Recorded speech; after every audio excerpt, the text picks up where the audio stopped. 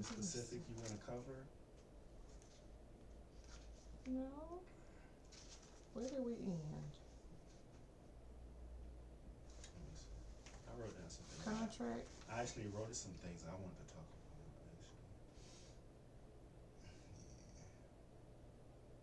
Actually, We were talking about contracts. Let's see. contract. That's what you. Yeah, we can start there. Indirect mind reading. Yeah, we can start there. Um, As far as like the whole contract thing, the issue I have with that is it's not really valid, you know. And you know how long I was on the medicine before they came to me with that? About 2 years. So if anything, that was them cleaning up their mess in sorts, you know, because they did something illegally. So they had to clean it up to make it seem like it was legal. But you can't start off doing something illegal and make it legal, you know. And I understand like NDAs, but I can't go rob a bank and then give the money back and they just gonna say, okay, all is well, and keep it moving. And there's so much stuff that went on around that time where the doctor was giving me due dates, telling me, oh, you'll be off this medicine in 6 months. Meanwhile, I had a power of attorney, you know, and it shouldn't have been given to me without my power of attorney being present for me to sign. You know, it's a lot of things that factor in. And if they feel like, you know, and see, that's the thing about this situation. When one minute they're trying to trap me, and then the next minute they're trying to trap my family. And at the end of the day, my family's done nothing. I've done nothing, you know, and I'm at a point where let's bring it all to the table. Let's bring everything to the table because, you know, like how I was telling you about what my boss man said, you know, and they admitted to it yesterday at the football game with a guy named George Riddle. I think that was his name, Kittle or something like that, but they use rhyming words in this whole game, in this game we play, where, you know, they indirectly admit to stuff, but you can't prove it beyond a reasonable doubt. So therefore, they get away with it. I guess it's their little loophole. But my boss man said a long time ago about them threatening to kill me if my family don't comply. You know, and to prove that, I want to show you something. To show you that this is not a figment of my imagination. I'll show you. We'll cut the video 5 minutes early, and I'll show you. And I'll tell you what it is. It's a video that I recorded off my TV with Ed O'Neill talking about that he can press a button and kill. And I don't know if he used kill or end Marcy, because you know from the Married with Children, the neighbor, the white neighbor that he used to always pretend to argue with. Well, they argue on the show, but in real life they don't like each other. And he said something about he could end her. All he got to do is press a button. And I was recording it, and they prepared themselves for everything. So they probably didn't expect me to record it, but just in case I did, they was prepared. And right after that, it changes over to Marcy. I forgot her real name, but she said, "Are we recording? Are we recording now?" You know, that was kind of their, you know, backup plan in case I did decide to record it. And this is not Married with Children, them acting. This is them being themselves and who they are in real life. Like his name is Ed O'Neill, and I don't remember her real name. I just know as is she Marcy? Who's the neighbor? Mm-hmm. That's the neighbor, Marcy. Her name was Marcy. I remember that. So it's her, you know, being themselves, not acting. It's not an act. They really don't like each other in real life, you know. And so that video proves. And then I got another video on there where it's a progressive commercial, and it a construction. They working in the street on a progressive commercial, and they hiding in a car pull up to like a stop sign, and they all jump out and like one of them pretending to be like a bush. They holding like signs like V Dot would do, and they hidden in plain sight, and they jump out and they walk up to the lady and says it was us the whole time, meaning that this medicine was U.S. medicine the whole time. Then they got iPhone commercials saying, relax, it's an iPhone. These things trigger to me that this is U.S. medicine, and which I already know that, but I don't know what they're telling y'all that keeps y'all compliant, you know. And then there's what else? Other commercials saying, we got you, meaning that we got you, and we, you know, are controlling this medicine. Like, and it's like two or three of those commercials, you know, and you know, so, and to go in a little deeper on that, you know, if the U.S. is telling me that it's their medicine and telling y'all that it's terrorist medicine, which is a lie, you know, look at it like this. Okay, you know, when I was first put on this medicine, Sherry Redstone who owns CBS, come out with something called, I think it was like a show called Accidentally on Purpose, as if they accidentally gave me terror, actually, as if they purposely gave me medicine that belonged to Osama bin Laden.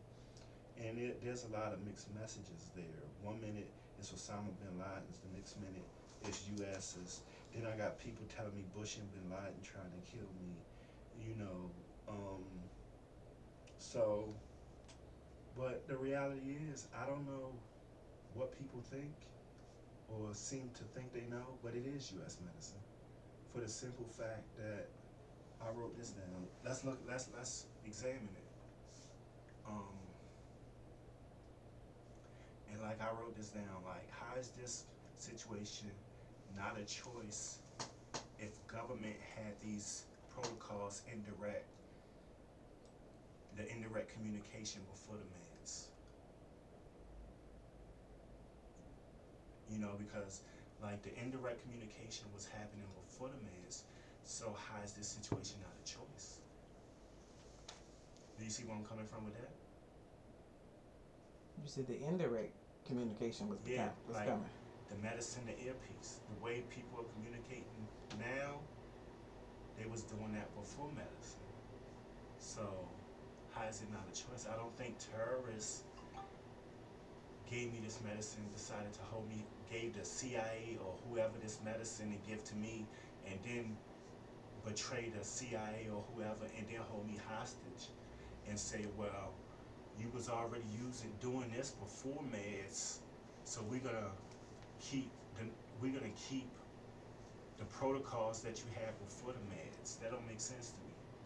You know, I feel like if terrorists had me on this medicine and had a list of demands, it wouldn't be stuff that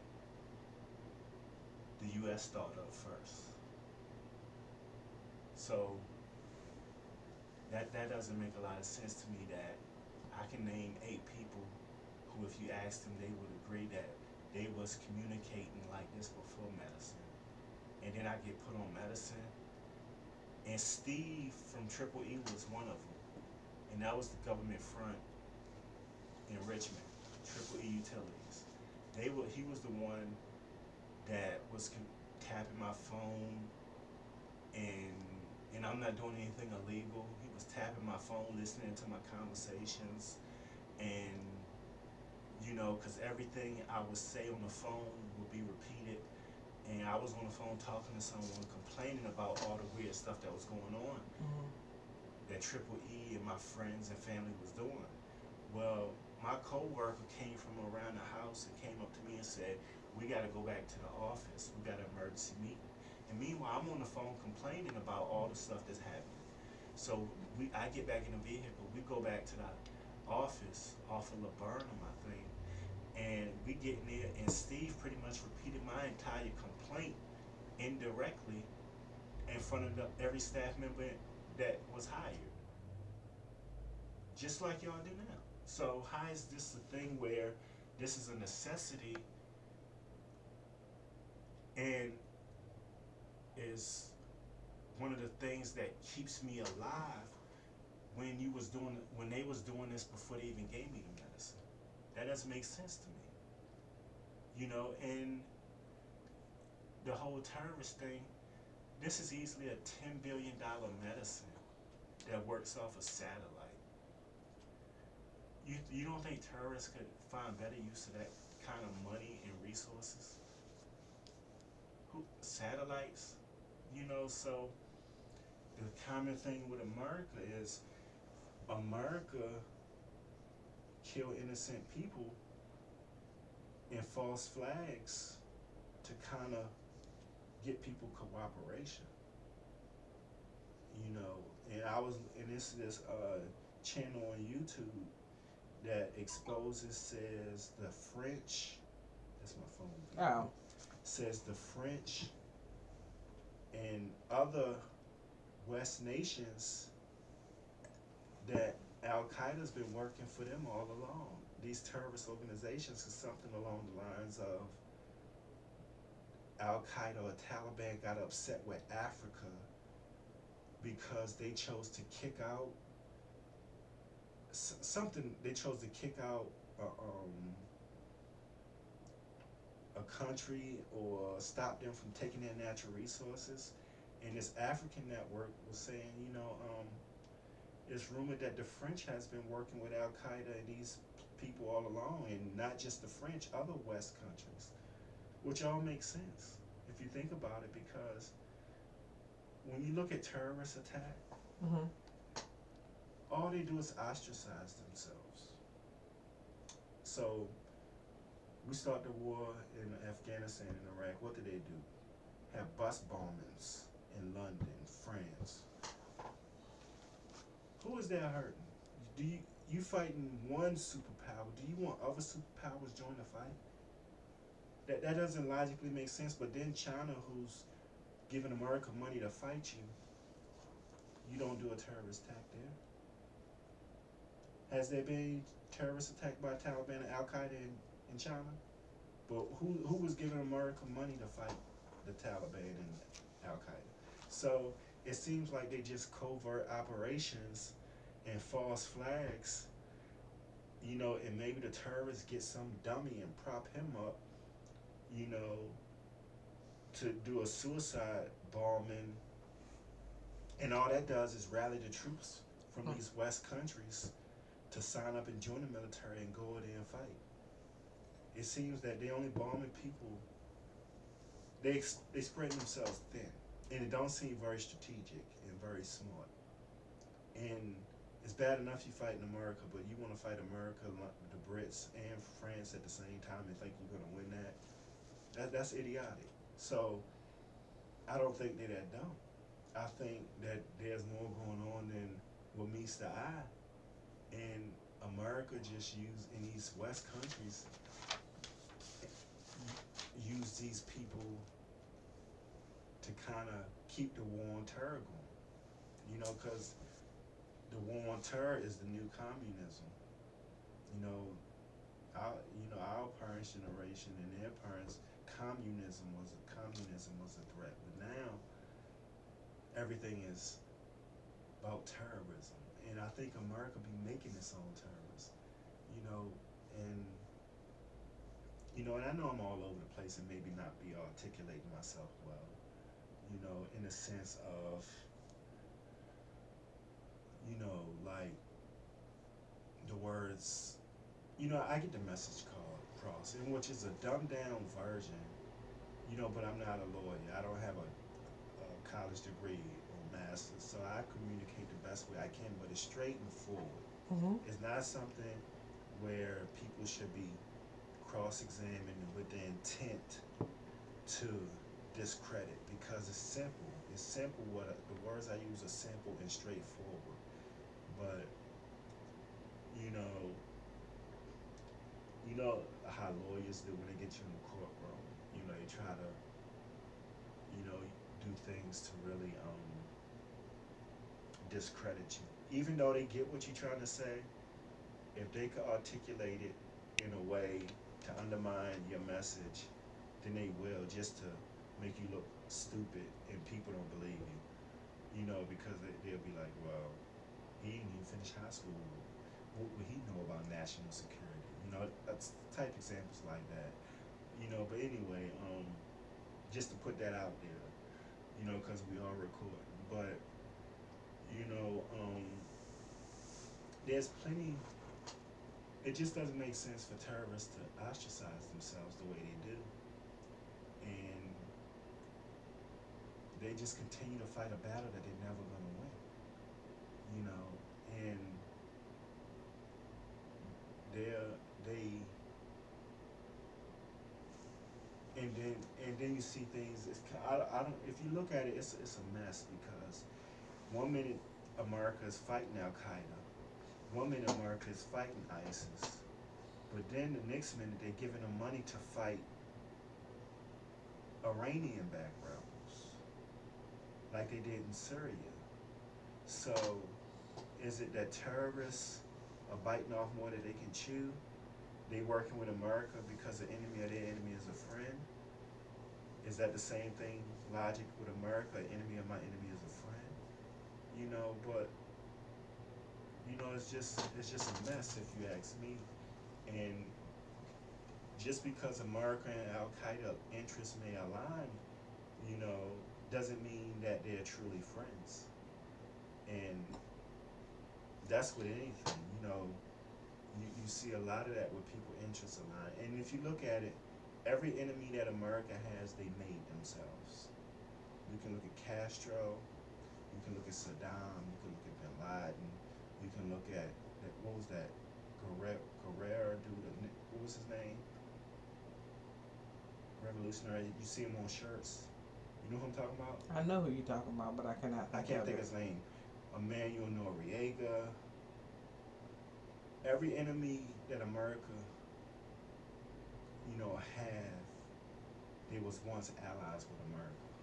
Why is that? Because they go in there thinking that America and them are fighting the same fight, their interests align. But everything America do is for itself. And when these people wake up, that's when America send a hit squad after them. You know, and like how many times they try to kill Castro, and they was once allied. But you know, notice that they only do that to third world countries. You know, and you don't see them going after their enemies in North Korea. You don't see them going after their enemies in Russia in high office.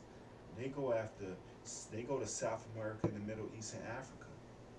You know, they don't go after nobody that's capable of doing the same thing to them that they do. So they don't even want to start that fight where they killing Russian government officials, because Russia government officials and North Korea government officials are capable of doing them the same exact way. So that's a fight that they don't want to pick. And the thing with that is, and this is not me being anti-America, you know, it's just a fact. Like, you can look at me. I'm another example of that. They look at what they're doing to me. You know, and they try to act like they have my best interests and they friends. But there was a guy at Eastern State that told me a long time ago, a black guy. He was like, they don't care. They just doing what they doing because the world is watching. You know, and that's kind of it. You know, and but let me get back on subject. I kind of went off subject. You know, like for example, they said this medicine is baked in, and they can't take me off the meds. You know, and I say to that is, what happened to the first person America gave this medicine to? Because you know I'm not the first person that the United States government gave this medicine to, whether it's theirs or not. They had to know the medicine worked, right? Would you assume that? But it is theirs, just to clarify. Would you assume that I'm not the first person they gave this medicine to? that they would have to give it to somebody else in order to make sure that things work. that the medicine can actually do what it's supposed to do. I can assume that. So if the medicine's baked in, and whoever you give it to got to be on it for the rest of their life. So the American government and terrorists privately in private gave this medicine to someone else that likely died. And because what else happened to them if it's baked in? You know, and so it's a few ways of looking at this. You know, they either had the antidote to take them off, or the person they previously gave it to was murdered. But either way, you can say that it's not an accident because they knew where the medicine, they knew where the medicine came from. So the American can't say they didn't know they was giving me terrorist medicine because they had to see it in action before they gave it to me, from them giving it to someone else. So with that being said, when they said they made a mistake or it was an accident, that's just a lie. They knew exactly what they was doing. So if you're gonna give someone, you're gonna give an unsuspecting citizen of your country that's practically still a child a medicine that you know is gonna kill him, and you do it anyway, that's murder.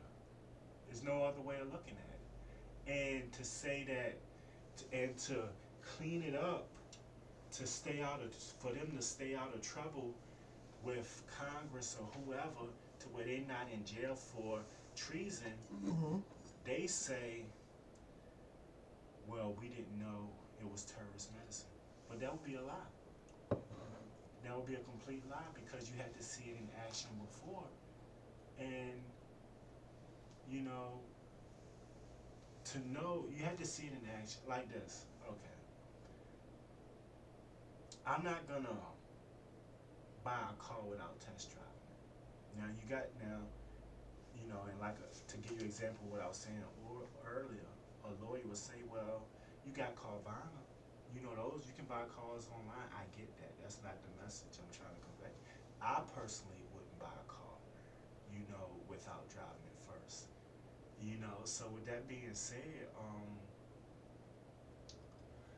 this situation is crazy because they they knew where this medicine came from.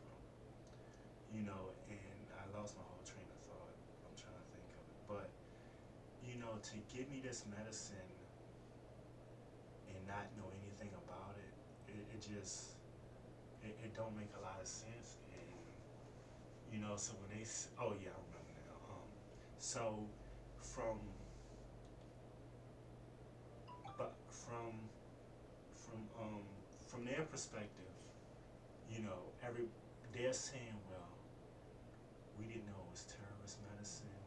Mm-hmm. The CIA director, we just make him step down. We made a mistake. We didn't know it was terrorist medicine. There's no evidence proving that, you know, and I'm just gonna step down, retire, go work for some private company and make millions. You know, don't get a treason charge because we didn't know it was terrorist medicine. That's what they'll say in a way, and what's the word I'm looking for? That's what they'll say, you know, on script.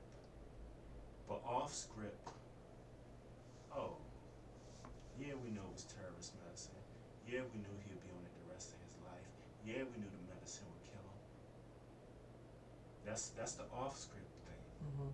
But on script, when they in front of Congress, they gonna do the, I don't recall, like the dude with George Bush that, you know, said, I don't recall over something George Bush did in Congress. He said that over 200 times, I want to say, something like that, crazy amount of times. Every time they asked him a question, he would say, I don't recall. Well, clearly he recalled, you know, and that's what I'm saying with these people. They use war or words, you know, to get away with murder and all types of crimes. And, you know, so it's either two ways of looking at this.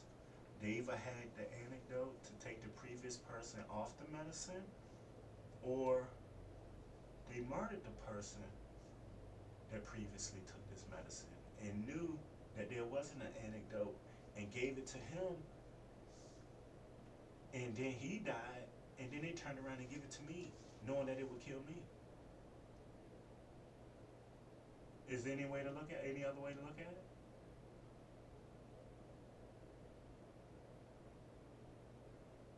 It's not, and how else do you look at it? Like I said, I'm not gonna buy a car without test driving it, so they wouldn't create this elaborate plan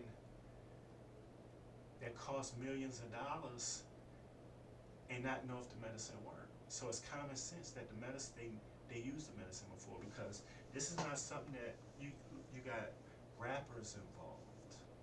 You got you got they making movies, albums, music,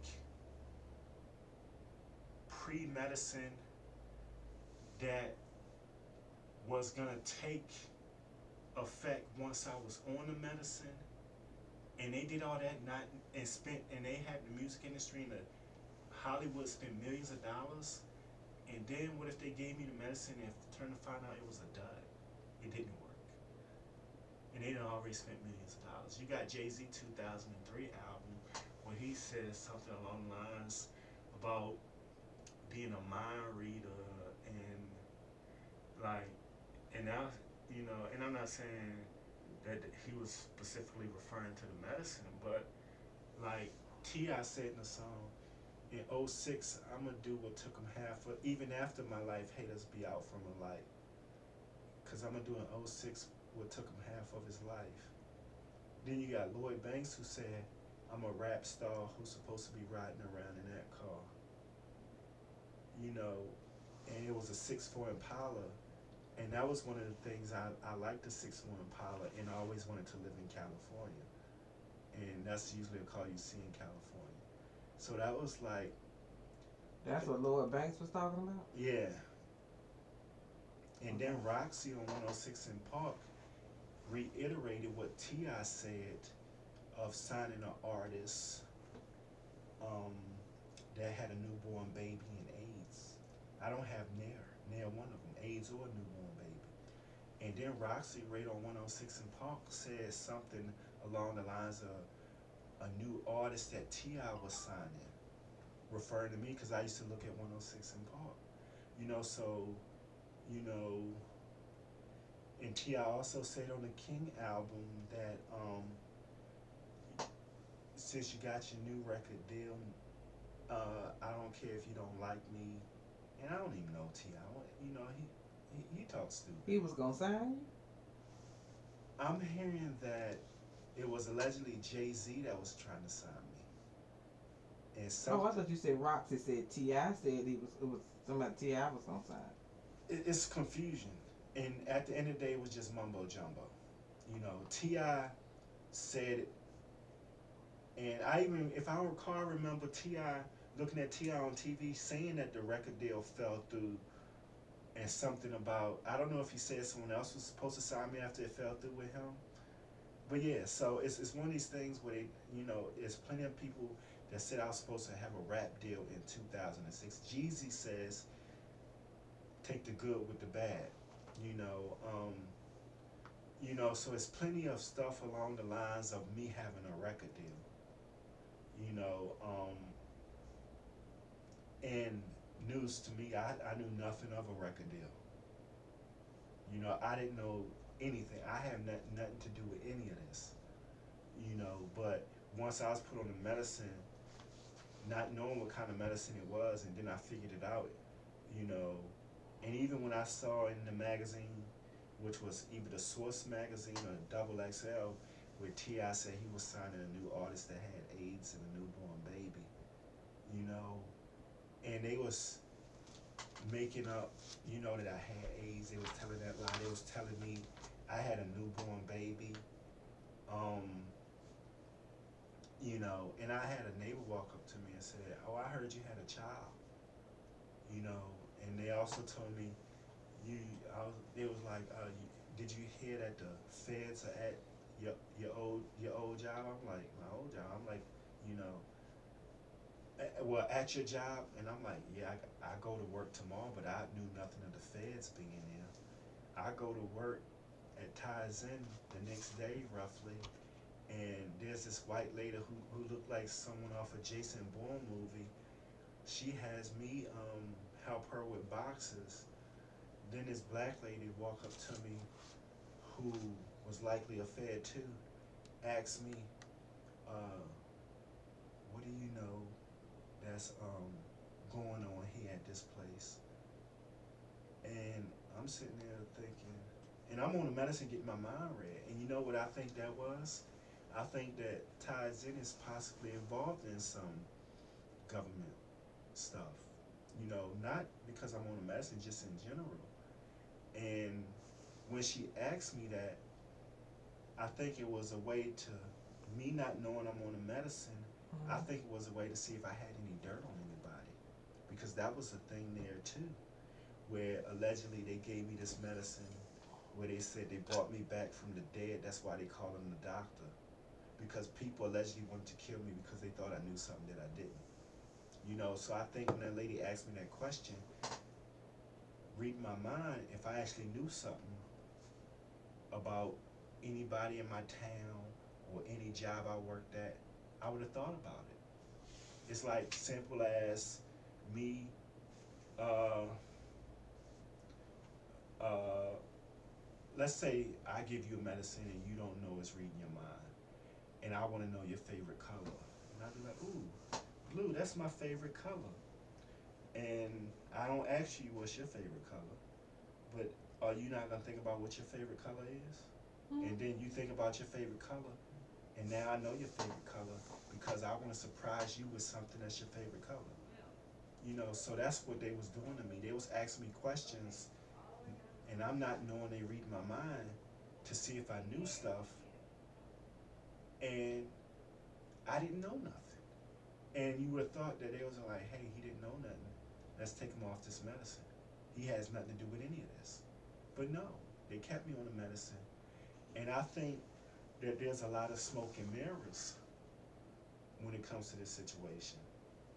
And they knew I didn't know nothing. They wanted me on the medicine for other reasons. You know, just like it's smoke and mirrors with my ex-girlfriend and her family. Mm-hmm. You know, that's the police officer. You know, because her family a police officer, and you know, the cops was involved in this situation that morning. They, or the domestic or whatever they want to call it, that ain't what they say it is. They could have easily went to her family, who's a police officer, and said, you know what, these people are trying to set Terrell up to hurt your family or whatever the case may be. Mm-hmm. And he would have said, oh no, I'm not having that. You know, I know Terrell uncles. I know, and this the police officer. He could say, I know Terrell uncles. I know his family. This is a small town. I'm gonna reach out to them because we're gonna stop this from happening altogether. Right. You know, and fuck my badge in the sense of I'm not putting my badge and my peers that also wear this badge over my family or Terrell family. And so they intentionally, I feel, and it's common sense. I've never talked to this man. He passed away actually, but I've never talked to this man. But an intelligent guest tell me that he's not gonna knowingly use his family as bait and endanger me and her well-being. That's common sense, you know. So the likely reality is the police kept him in the dark until they had enough to, I guess, incriminate me, in which I didn't do nothing, Mm-hmm. you know. But they always saying I did something, so of course I'm gonna have a thought that that you know that I did, but in reality I didn't. And what I say to that is, you know, when I got up, when I got up in that morning and went to look at TV, I had no thoughts of harming anyone. The TV started talking to me, the phone started talking to me, threatening me, threatening my family, told me be at such and such place at such and such time, or else, you know, and they left that to my imagination. Even when I was in the vehicle, they intercepted the radio as I was going back home and said it's a good thing you turned around because if not, we was gonna kill you. Mm. I I'm scared. I go home. A couple days pass. Dr. Tingle called my house and said I saw too much to bring him in. I go to him and he was like, you lost your job, you crashed your car, you and your ex broke up. Why don't you try this medicine for depression? He never said he was giving me a mind reading medicine. And that's something he would have to say in order for it to be legal. Did you get your records from Dr. Tingle? What you mean? Just tell you specifically what he gave you. What did he write in your records? He's not gonna write this because I reported him to the medical board about what he actually gave me, and they covering it up. I reported him twice, and anyway, I'm on the medicine. I go to work at Tides Inn. My ex-girlfriend comes to work there. Her boyfriend comes to work there. Put him in the same department as me. I'm on the phone with an old friend, a female, and she said, I heard such and such. Well, that's an indirect thing there, but basically such and such quit college. No, she asked me like, what was I involved in? The same person that asked me what was I involved in over the phone, and I'm not knowing what she's talking about or what's really going on. She's like, what are you involved in? I'm like, I don't know what you're talking about. And comes to find out, she get married to her boyfriend, and then the indirect thing along the lines of that is she married him to keep him from going to jail. So my ex quit college to come home to help this situation to keep me from going to jail, who the government said I tried to harm her, but she quit college to come help me. This is one big shit show, and it's crazy. She quit college to come and help someone that allegedly tried to hurt her. And that's just it. I tried to hurt her for no reason is what they're gonna say. I didn't try to hurt her, period. When they said or do this or else, I didn't know what they was really referring to, and I was gonna ask around, and basically, to make a long story short, they framed me and programmed these thoughts in my mind to where it's a psychological thing. They programmed me and wanted me to have these thoughts in my mind, so once they roofied me, it would look like I'm guilty of something. And the reason why I say that is because you see this situation, and for whatever reason, it is what it is. Do anything that's going on in the world got to do with my ex-girlfriend? Does anything going on with me at this present stage of this situation got to do with my ex-girlfriend? What would you say to that? Would you say no? I can't say yes to this. I don't know. I wouldn't So, know. reason why I say that because